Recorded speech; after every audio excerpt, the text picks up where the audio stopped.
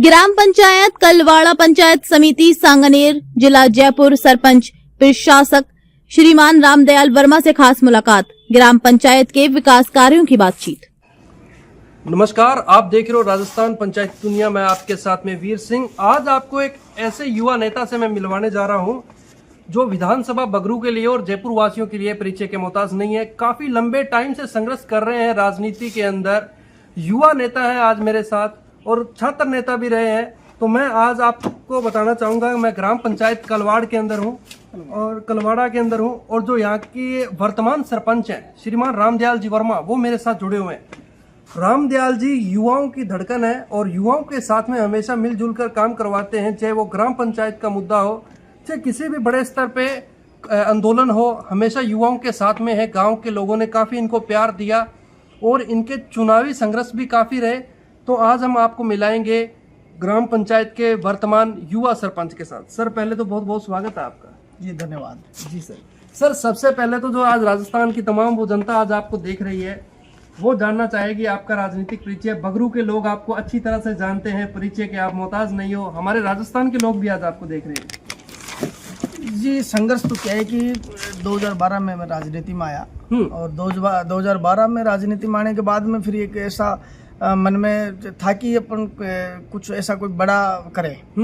तो परिवार में से, समाज में से, यहाँ मेरे गांव से ऐसा कोई चेहरा था नहीं कि जो यहाँ से कोई राजनीति में कोई बड़ा कुछ कर सके। तो फिर मैं राजस्थान विश्वविद्यालय में पढ़ता था जी। तो वहीं से फिर ऐसी लगन लगी कि राजनीति में कुछ करना चाहिए।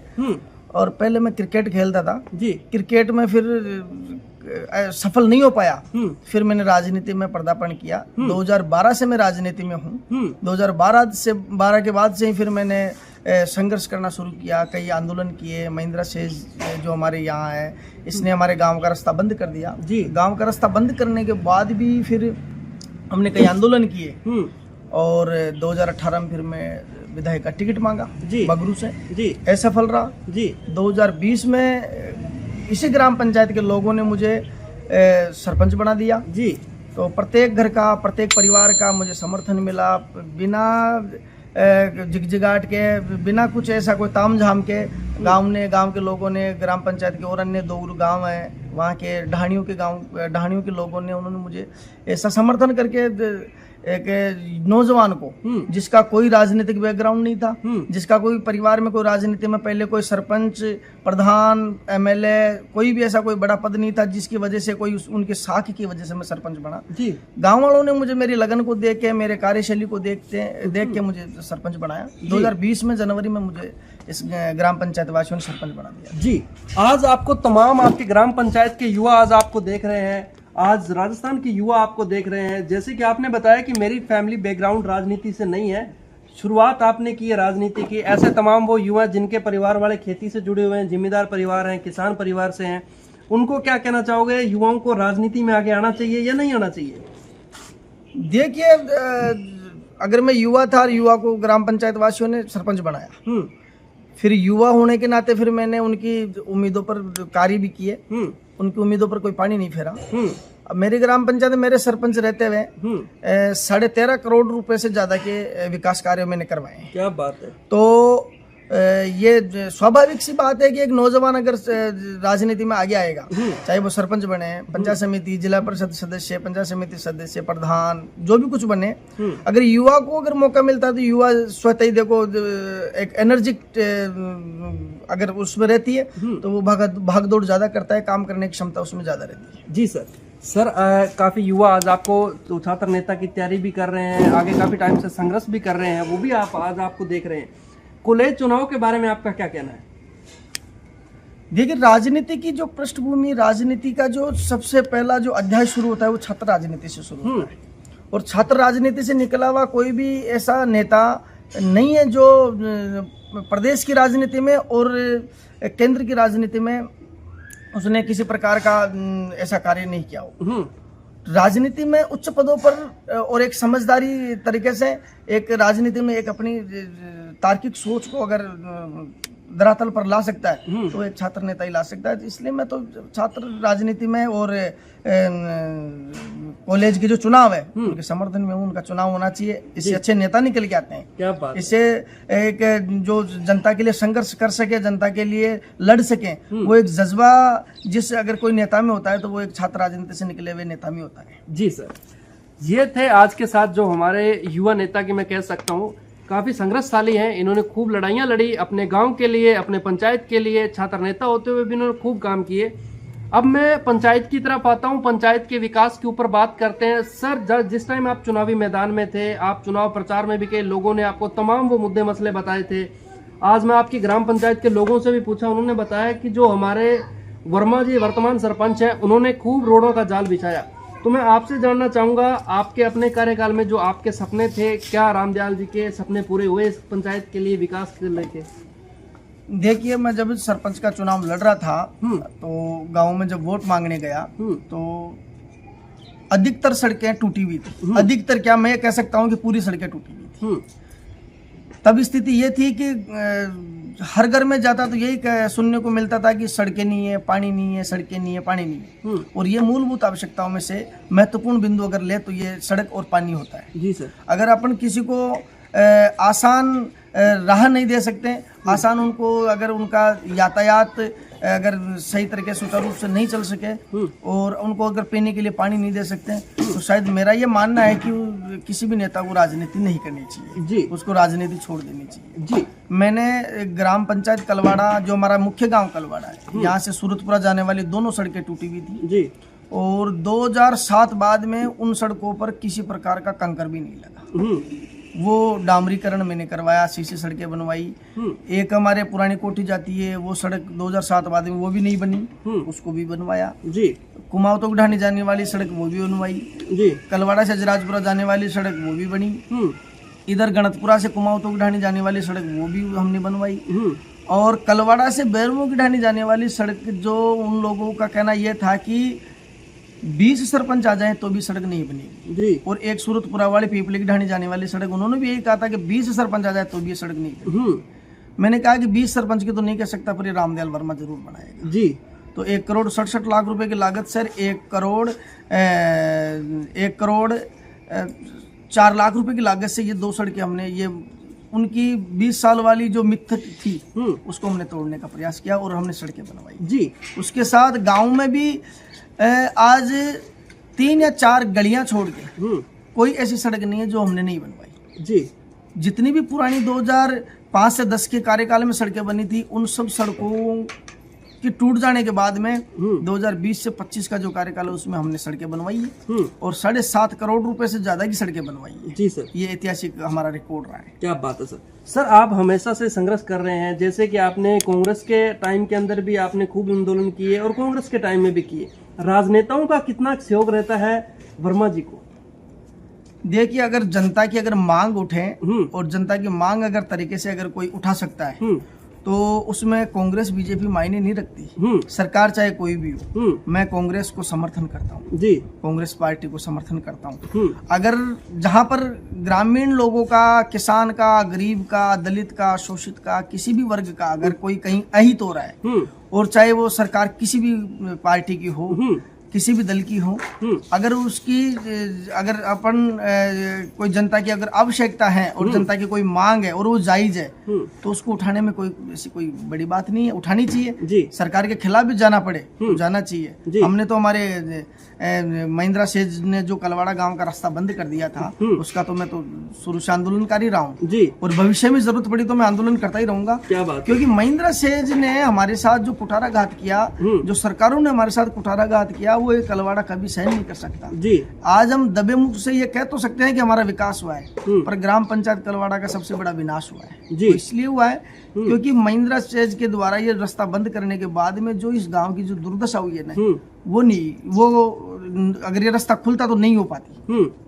इसलिए 2018 में गजट नोटिफिकेशन जारी होने के बाद में हम SI हो गए, हमने 2 वकील भी किए, दोनों वकीलों ने हमारी हाई कोर्ट में हमारी हमने रिट लगाई, हमारा केस भी चला। पर अब दुर्भाग्य ये रहा कि हम ये बड़े भामाशाह हैं, ये बड़े उद्योगपति है, अब इनके सामने अब गरीबों की कहाँ चले। जी। हम चंदा इकट्ठा करके हम केस भी लड़ लिए, सब कुछ किया, पर वो जो हमें जो चाहिए था वो नहीं मिल पाया। जी, इसका दुख हमेशा रहेगा। इसका दुख हमेशा रहेगा, और अगर मैं जिस दिन मेरे हाथ में अगर बड़ी कलम आ गई ना, उस दिन मैं इसका पीछा नहीं छोड़ूंगा। जी, ये चाहे कोई भी कुछ भी कहे, कोई कैसी भी सोच रखे, पर मेरे जो मन में जो दुख है ना, आज पहले जो कार्यकाल कई सरपंचों के रहे, 2006 से 2005 से 10 के बीच में हमारी महिंद्रा सेज आई थी। कई लोग आरोप प्रत्यारोप करते हैं, कोई किसी सरपंच के बारे में कोई कुछ कहता है, कोई कुछ कहता है। आज मेरे बारे में भी कोई कुछ कहता ही होगा, पर इससे मुझे उनकी बातों से दुख नहीं है। दुख इस बात का है कि मैं वो काम नहीं कर पाया जिस काम को लेके मेरे मन में एक ठीस थी। तो वो काम तो अब गजट नोटिफिकेशन जारी हो गया, केंद्र सरकार का मामला है जी, इसमें सरकारें महिंद्रा का पक्ष लेती है जी। अब महिंद्रा उनको रेवेन्यू देती है, सरकारों के पास रेवेन्यू जाता है, तो हम रेवेन्यू तो देते नहीं, हम गरीब लोग हैं जी। अब हमारे पास तो वो रेवेन्यू है ही कहाँ जी। अब गरीब की तो कौन सुने। जिस दिन हमारा कोई सच्चा जनसेवक हमारी मांग सुनने वाला होगा, या जनता अगर किसी प्रकार से मुझे ये मांग सुनने लायक बनाएगी, जिस दिन जरूर मैं लड़ूंगा। नेता बनने के बाद में शांत तो नहीं रहेंगे? नहीं, शांत तो मैं सरपंच बनने के बाद भी नहीं रहा ना जी। महिंद्रा लड़ी है। अब आप देखो ना, महिंद्रा से जी हमारे गाँव में आई, तो हमारे गांव की चारागाह भूमि महिंद्रा सेज के अंडर में चली गई जी। उसका ये नियम बनता है कि जहां भी कहीं उद्योग लगे तो उस उद्योग का जो CSR का जो फंड है वो आसपास के गांव में लगना चाहिए। CSR का फंड 2020 पहले लगता ही नहीं था मेरे गांव में, मेरी पंचायत में जी। 2020 बाद में मैंने इनका CSR फंड तक लेना शुरू कर दिया। CSR फंड से हमारी सड़कें बनी, हमारी लाइटें लगी। भाई हमारा मामला अलग है, सड़क तो हम मांगेंगे, एक बार नहीं 10 बार मांगेंगे, हमारे जो और भी कई मुद्दे हैं वो हम करेंगे, पर हम हमारी इस लड़ाई के चक्कर में हमारा जो CSR का फंड, हमारे हिस्से का जो CSR का फंड है वो हम आपको और कहीं तो लगाने देंगे नहीं। वो तो हम आपका ऐसे गर्दन पकड़ के भी ला सकते हैं, और मैं लाया हूँ। काफी सरपंचों को इसके बारे में पता भी नहीं है। तो CSR का फंड तो देखो, अब ये तो सरपंच को तो पता होना ही चाहिए ना कि मेरे गांव के लिए मैं क्या कर सकता हूँ। 1.5 करोड़ रुपए से के लगभग का CSR फंड में लेके आया। क्या बात है। और मैं आगे भी लाता रहूंगा। क्या बात है। क्योंकि ये हमारा हक है, ये कोई हमें दान में भीख में नहीं दे रहे जी। ये हम भीख में नहीं मांग रहे, ना सरकार से ना महिंद्रा से, ये हमारा हक है। हमने उनको जमीनें दी, 1000 बीघा चारागाह जमीन दी है ग्राम पंचायत कलवाड़ा ने, तो इसका हमारा हक बनता है जी कि हम आप जब ग्राम पंचायत कलवाड़ा की बेशकीमती जगह आपको सरकार ने औने पौने दामों में दे तो दी, पर उसका जो CSR का फंड बनता है, CSR का जो बजट बनता है आपका साल भर का, वो आप दूसरी जगह आप खैरात की तरह बांटते रहोगे, तो हमने आपको जमीनें दी, हमारा कहाँ है। क्या बात है। तो हमारे गांव में लगाओ, हम तो चाहते हैं हमारे लगाओ जी। और आप ये चाहते हो कि हम CSR का फंड लगा देंगे और हम आपको चुप करा देंगे, तो ये चुप तो किसी के बाप से भी नहीं होने वाला जी। तो चुप तो नहीं होंगे जी। मांग अलग है, हमारी सड़क की मांग अलग है, CSR का अलग है। ऐसे नहीं दोगे तो हम और तरीके से जानते हैं। क्या बात है। हमारे पास लोग है। ये होते हैं युवा सरपंच। कहते हैं कि युवाओं के अंदर एक वो चीज है, एक ऐसी ऊर्जा है, जैसे कि इन्होंने बताया कि जो CR का जो फंड है ये भी इन्होंने पिछले 2020 से इन्होंने लेना शुरू किया और ग्राम पंचायत के अंदर तमाम वो विकास कार्य करवाए। आधे से ज्यादा सरपंचों को ये इस चीज का पता भी नहीं है कि CSR का जो फंड है वो मिलता है या नहीं मिलता। अगर वो भूमि दे दी तो उसके बाद में उनके ऊपर किसी का ध्यान भी नहीं है। और ये जो कंपनियां वाले होते हैं ये इस चीज को दबा देते हैं और सरपंच को सेटिस्फाई कर देते हैं कि ये लीजिए, आप 1-2 लाख रुपए लीजिए और उसके बाद में आवाज ना उठाइए। आपके पास भी ऐसे कभी ऑफर आए? नहीं, मेरे पास ऑफर आते क्यों है, मैं तो धमकाई देता हूँ ना जी। मेरे पास आए भी, वैसे तो मेरे पास कभी ऐसा ऑफर आया नहीं, और फिर भी कभी ऐसा कोई मौका आएगा तो मैं उनको जवाब देने में अच्छी तरह समझता हूँ कि मैं उनको कैसे जवाब दे सकता हूँ जी सर। तो वो दोबारा कहेंगे नहीं। वैसे तो उनको पता है कि रामदयाल वर्मा कौन है, क्या है जी। ये पैसों में बिकने वाला नहीं है। मैं देखो गरीब आदमी, सबसे बड़ी बात मेरे पास खोने के लिए कुछ नहीं है, पाने के लिए पूरी दुनिया है। क्या बात। मैं पाने के लिए पूरा हिंदुस्तान पाने के लिए चाह रखता हूँ। तो मेरे पास वो तो है ही नहीं कि मैं खो दूंगा तो क्या हो जाएगा जी। ज्यादा ज्यादा क्या होगा, मैं साइकिल पे चलता हूँ तो बस में चलना शुरू कर दूंगा, मोटरसाइकिल पे चलता हूँ तो साइकिल पे आ जाऊंगा जी। इससे ज्यादा क्या होगा जी। एक छोटी मोटी गाड़ी है बस, खूब पर्याप्त है। मेरा घर चल रहा है, बच्चों की फीस लग रही है, बच्चे पढ़ रहे हैं, मैं मेरा परिवार चला रहा हूँ।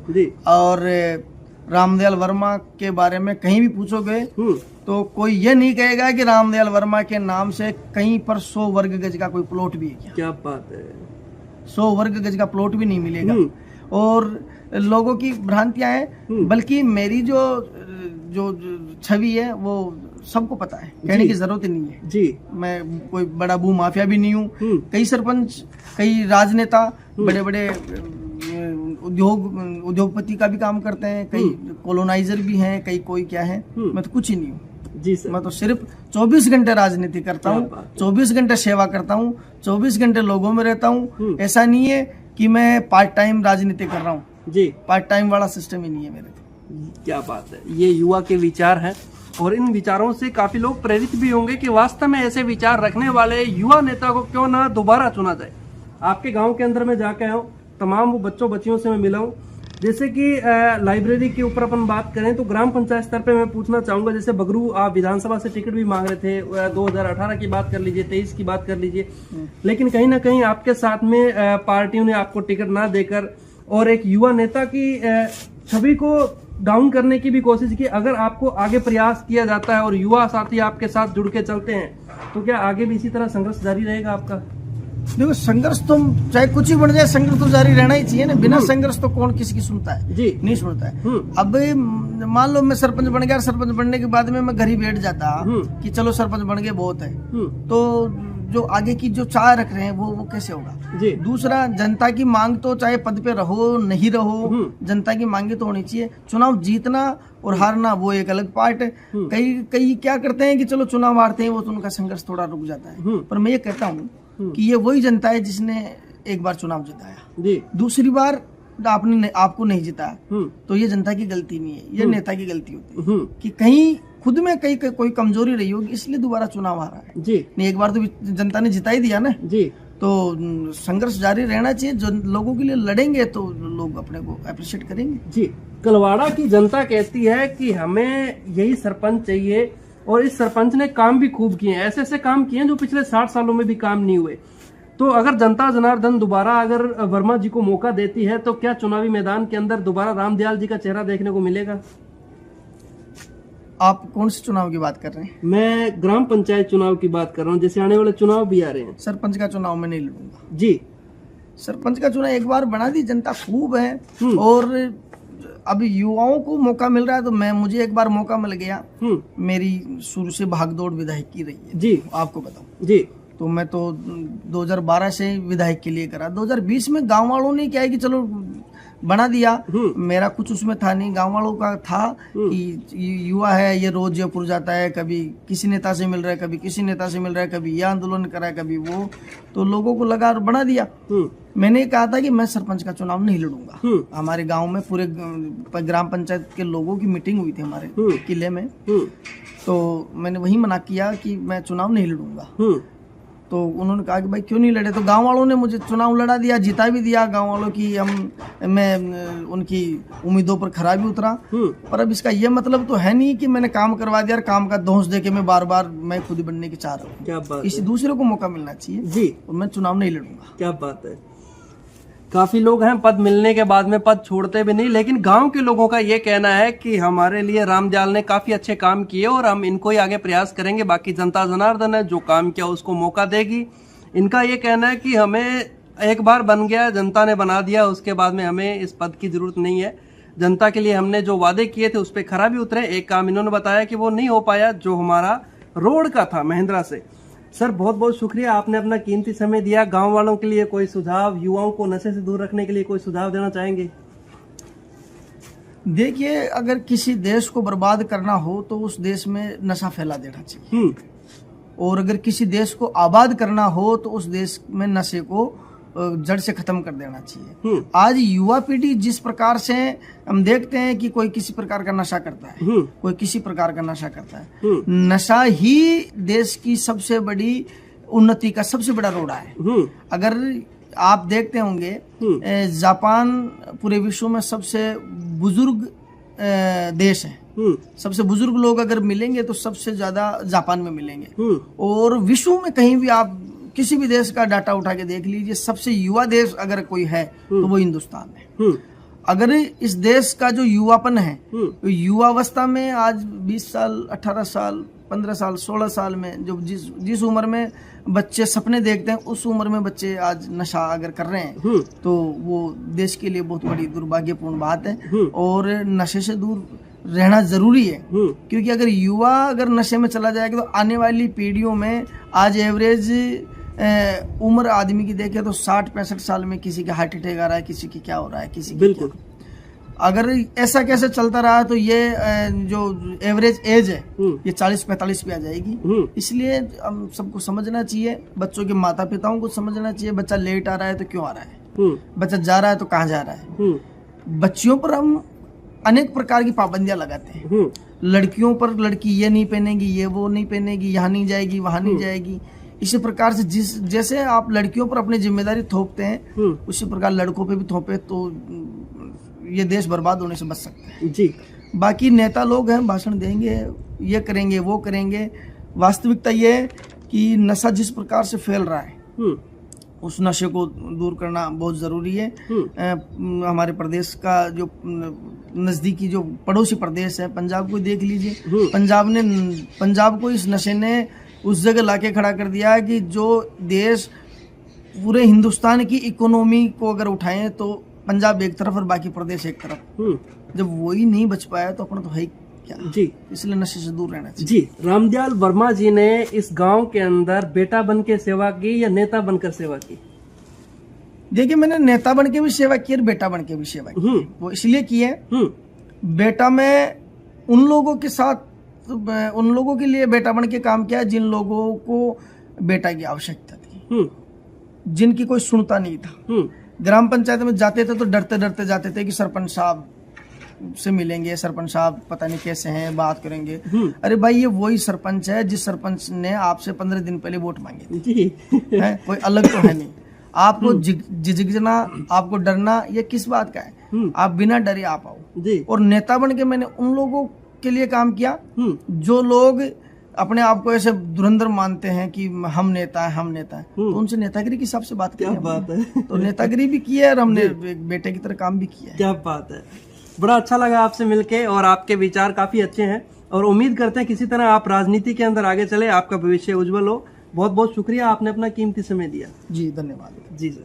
जय हिंद, जय भारत। देखते रहिए राजस्थान पंचायती दुनिया। मैं आपके साथ वीर सिंह।